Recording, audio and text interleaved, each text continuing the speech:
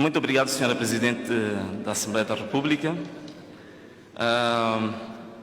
Nesta sessão de insistências, vamos tentar focalizar naquilo que foram as respostas do Governo às várias inquietações colocadas pelos deputados. Primeiro, não vou deixar de perder a oportunidade de felicitar o Governo, porque depois de tantos clamores, pela primeira vez, conseguiram de forma sistemática apresentar os relatórios relativamente aos fundos recebidos e a alocação destes fundos, tanto do primeiro, em janeiro deste ano, o quinto relatório. Todavia, há algumas questões gerais que são importantes aqui para nós debruçarmos.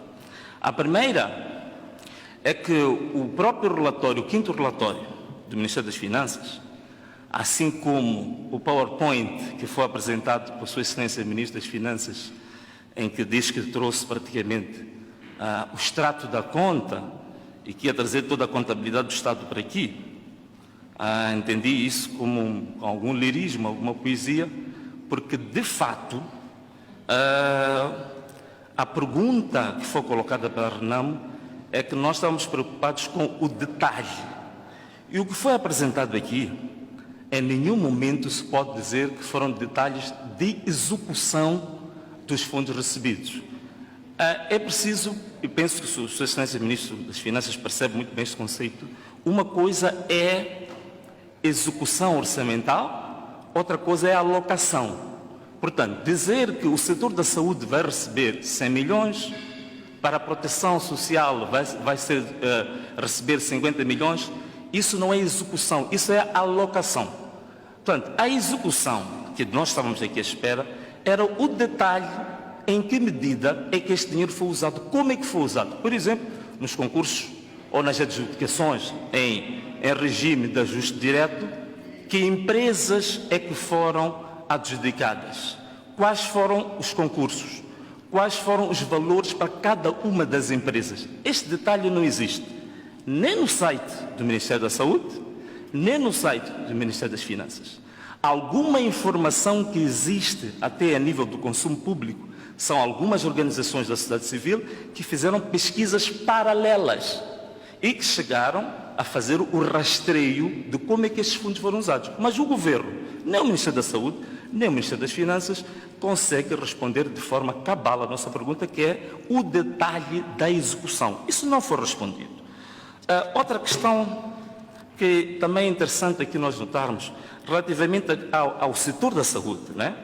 No setor da saúde, que estava previsto, portanto, em termos de necessidade, 100 milhões de dólares, foi recebido um pouco mais, 113 milhões de dólares. É interessante notar um detalhe aqui muito interessante. É que deste montante, sobretudo o que foi disponibilizado em numerário, que são 72 milhões, digamos assim, de dólares, 70%, digamos, da alocação deste valor, efetivamente, foi feito pelos parceiros de cooperação. Significa que o Ministério da Saúde só teve alternativa e só tem alternativa de fazer uma gestão direta de 30% desses fundos. O que isto significa? Significa que é o descrédito total e completo da nossa gestão pública. Portanto, nós estamos a receber valores, sobretudo na área da saúde, 70% desses valores estão a ser geridos diretamente pelos nossos parceiros, porque não há confiança no nosso sistema de gestão pública. Isto é uma coisa extremamente importante de se notar. Ainda aqui, relativamente a essa questão da execução, eu fazia aqui uma proposta. No site do Ministério da Saúde e no site do Ministério das Finanças, podem acrescentar, eu estive lá a ver e fiz alguns prints também dos anúncios. O Ministro da Saúde dizia que podíamos ir ao site e que íamos encontrar todos os detalhes. O que existe no site do Ministério da Saúde são os anúncios dos concursos. Não tem lá, por exemplo, um dado que era importante se aceitar, colocar isso no vosso site, a licitação. Isto é, todos aqueles concursos estão ali alistados, os anúncios, depois de serem adjudicados, a quem foram adjudicados, a que empresas, a que valores. Isso é licitação. Coloquem uma coluna com a licitação. Aí vão mostrar que estão realmente interessados em ser transparentes o suficiente. Ainda ouvi uma coisa muito interessante, o Ministro da Saúde.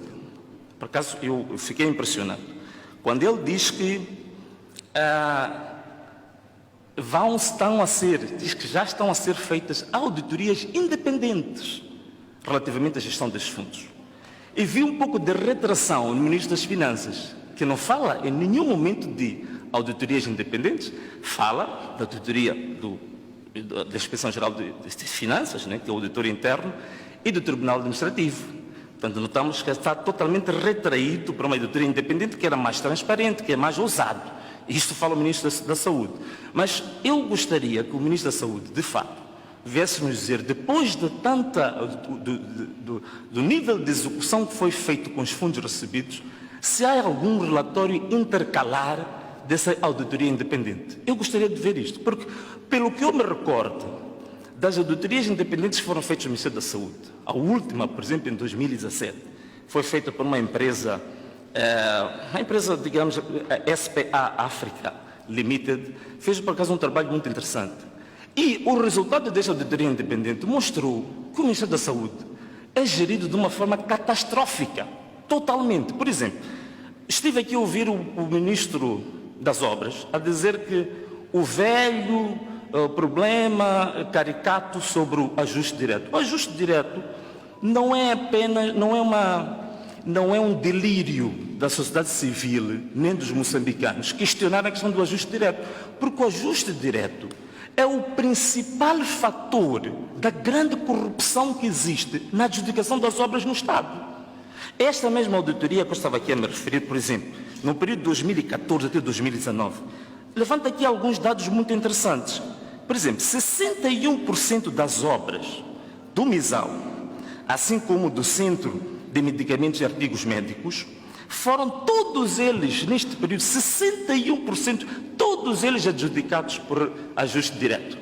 E uma coisa, o risco do ajuste direto, primeiro é o seguinte: quando há ajuste direto, há uma distorção das regras da economia livre, porque você, à partida, está a excluir estratos do mercado, de fornecedores, de empresários, que, à partida, já estão totalmente, digamos, marginalizados do processo. Isso distorce a lógica da economia livre e distorce a oportunidade que tem que se dar a outros pequenos e médios empresários de terem também possibilidades perante fundos públicos de reforçarem as suas próprias tesourarias. E ainda este relatório diz uma coisa engraçada. Diz que desses 61% de adjudicações feitas por ajuste direto, todos eles tiveram uma média de 95% a 150% de média de preços acima daquilo que é a média de preços para os mesmos artigos no mercado internacional. O que isso significa? Que estes ajustes diretos, todos eles são para sobrevalorização, são um escândalo, são uma roubalheira, são um sangramento ao tesouro público. Portanto, não é de fato nenhum delírio se preocupar com isto. É que a história deste país, sobretudo do Ministério da Saúde, mostra que o ajuste direto é realmente uma forma de sangrar o tesouro público, distorcer a economia, prejudicar o Estado no mais alto nível. E mais, criar um cartel, tal chamada cartelização. Portanto, há um conjunto de empresas, por uma questão ética, não vou falar aqui, mas penso que o Ministro da Saúde sabe muito bem.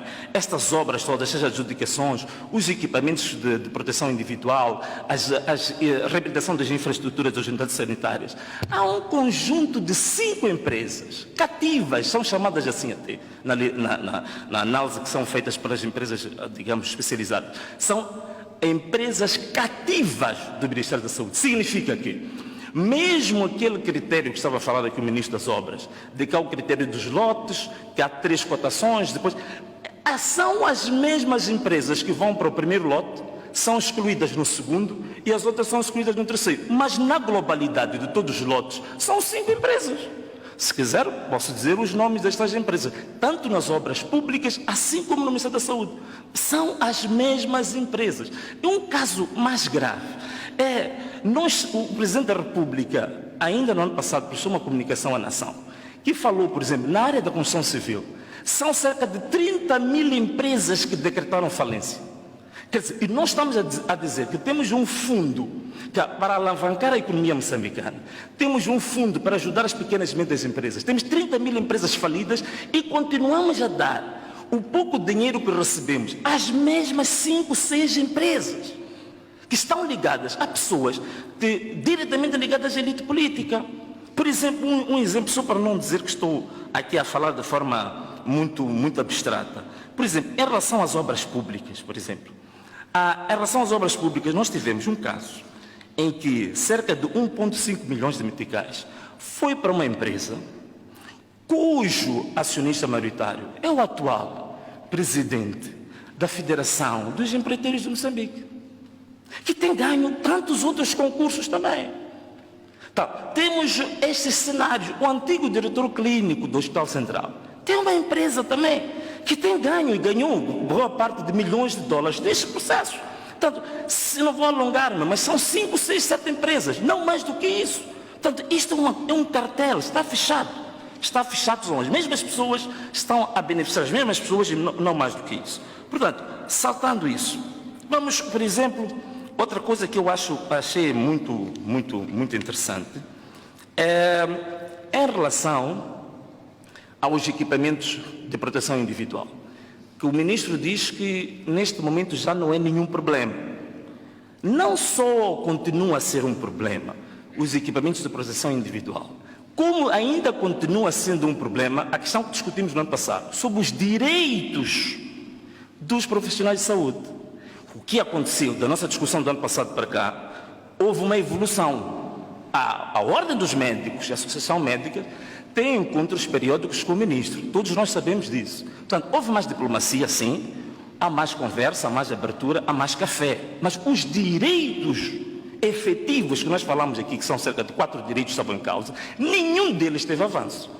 E para não dizer que estou a falar apenas assim, ao acaso, toda a gente acompanhou uma carta, bom, alguns dizem que a carta não é legítima, mas pelos números que vamos ver depois, vamos ver se ela é legítima ou não, uma carta que foi partilhada nas redes sociais, em que os próprios médicos diziam em clamor, que, vou citar apenas um pequeno trecho: queremos equipamento de proteção individual, não há viseiras, não há plainitos, não há batas descartáveis. Fizemos o mesmo apelo a reclamar que tínhamos máscaras para uma semana. Fomos à televisão, fomos aos jornais, passaram-se meses, nada mudou. Pelo contrário, e a resposta é: temos neste momento vários contentores com material de proteção para profissionais de saúde. Eles assinam como escrito por lágrimas de sangue e de sofrimento dos médicos. E há uma coisa engraçada ainda em relação a isto. Há um estudo que foi feito a dizer quais são os elementos de risco, de fato, para os profissionais de saúde. Há um fator que está acima de todos eles, tem uma incidência de 46%. É justamente os equipamentos de proteção individual. E eu aí desafiava o próprio ministro, que é um cientista da matéria, para nós entendermos se entre os meses de janeiro e fevereiro, os 6 médicos especialistas que perderam a vida, neste momento já se fez uma análise para saber qual foi o fator de risco efetivo para estes grandes especialistas, são grandes bibliotecas para a ciência médica moçambicana. Era preciso fazer essa análise. Por isso que eu digo que esta carta, que alguns dizem que é uma carta fake news, para mim não é fake news, tomando em consideração esses aspectos.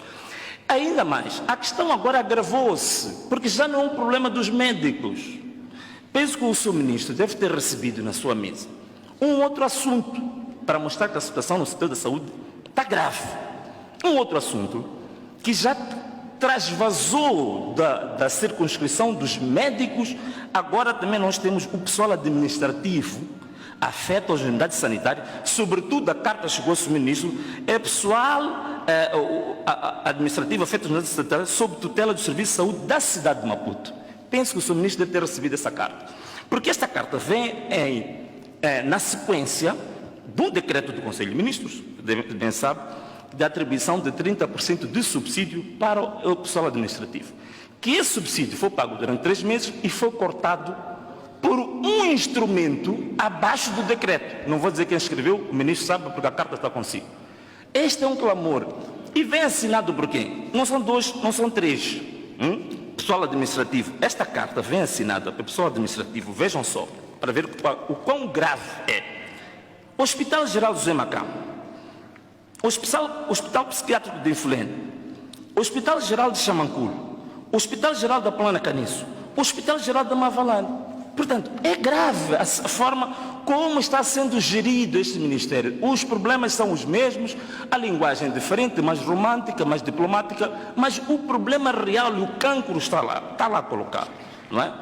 E também queríamos dizer que isto leva consigo muitos riscos. Há riscos aqui muito grandes se não se tratar estes problemas atempadamente. Estamos a falar de pessoas que podem estar desmotivadas, pode haver sobrecarga de trabalho, pode haver também, e este é um assunto que falamos no ano passado, há uma necessidade de fazer contratação de pessoal de saúde.